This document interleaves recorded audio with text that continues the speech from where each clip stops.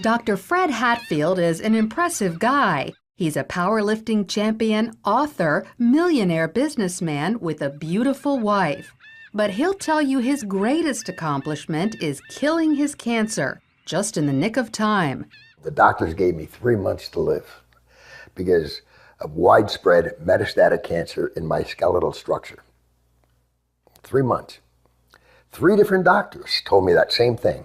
It's a horrible, horrible feeling to have someone tell you that the person that you love only has 3 months to live and you're not going to be with him anymore. While Fred was preparing to die, he heard about an anti-cancer diet, also known as metabolic therapy. With nothing to lose, he gave it a try and was shocked when it actually worked. And the cancer was gone completely. To this day, there's no trace of it, and it's been over a year. Although it wasn't easy, Fred stopped eating carbohydrates because carbohydrates turn into glucose inside your body.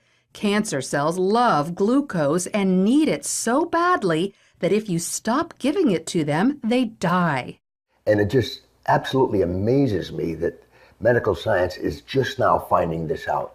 Fred's recovery was not a surprise to Dr. Dominic D'Agostino. His team of scientists at the University of South Florida study metabolic therapy. When they removed carbohydrates from the diets of lab mice, the mice survived highly aggressive metastatic cancer, even better than when they were treated with chemotherapy. We have dramatically increased survival with metabolic therapy. So we think it's important to get this information out. And it's not just lab mice. He's also seen similar success in people, lots of them. I've been in correspondence with a number of people, probably at least a dozen people, and over the last 1.5 to 2 years, and all of them are still alive, so despite the odds. And so this is very encouraging. All cells, including cancer cells, are fueled by glucose. But if you deprive them of glucose, they switch to the alternate fuel ketone bodies, all except cancer cells. A defect prevents them from making the switch to using ketone bodies as fuel, and therefore cancer cells can only survive on glucose.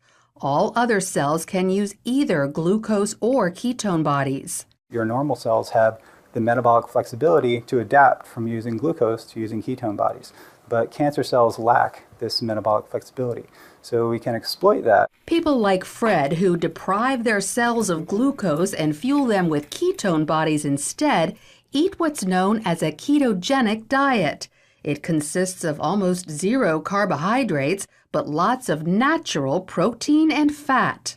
You can go online and there's just cookbooks and, it's clean eating, just very clean eating. None of the sugars, the salts, the trash food. Natural proteins are ones in their original form, but processed meats like cold cuts and hot dogs are off limits because often carbohydrates have been added to them. Natural fats are in their original form, like olive oil, avocados, nuts, and also coconut oil. But stay away from trans fats such as shortening or margarine, which are man-made. Some people are afraid to try the ketogenic diet because they think all this fat is bad for their heart. But more doctors are now saying natural fat is actually good for you, even natural saturated fat like coconut oil and butter. Doctors like cardiologist Stephen Sinatra. Is cholesterol the major cause of heart disease? Absolutely not. In his book, The Great Cholesterol Myth, he says the real cause of heart disease is inflammation, which comes from eating too many carbohydrates. We need to coach our patients and empower them about the dangers of sugar. Unfortunately, they're not hearing that. They're hearing the converse, the dangers of fat. Fat is healthy for you, as long as you avoid trans fats. So by cutting back on carbohydrates and eating natural fats and proteins, you could improve your heart health and even wipe out cancer. Lori Johnson, CBN News.